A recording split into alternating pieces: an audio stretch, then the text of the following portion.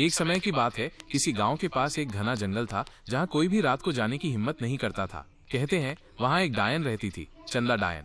वो बेहद खूबसूरत दिखती थी, लेकिन उसकी सुंदरता के पीछे छिपा था वहशीपन और मौत। चंदा डायन जवान लड़कों को अपना शिकार बनाती थी। वो अक्सर रात के समय गांव के पास दिखती, किसी अकेले लड़के को देखकर एक सुंदर लड़की का रूप ले लेती।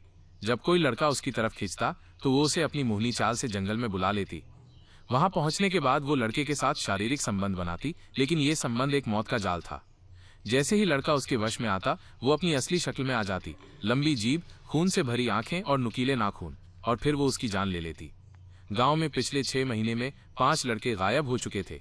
गांव वालों को शक था कि ये किसी भूत प्रेत का काम है, लेकिन कोई कुछ कर नहीं पाया। एक दिन अर्जुन नाम का बहादुर लड़का गांव आया। उसने ठाना कि वो डायन की सच्चाई सामने लाएगा। वो रात को अकेले जंगल की ओर गया। रास्ते में उसे एक सुंदर लड़की मिली जो रो रही थी। उसने कहा, भैया मुझे घर छोड़ दो। अर्जुन समझ गया कि ये वही डायन है, लेकिन उसने दिखावा किया जैसे वो फंस गया हो। जैसे ही उस लड़की ने उसे छूने की कोशिश की, अर्जुन ने अपने गले में लटकाया हुआ नीम का ताबीज उसे दिखा दिया। डायन चीख उठी, उसकी सुंदरता गायब हो गई और वो डरावनी, बदसूरत और खून से लथपथ रूप में बदल गई।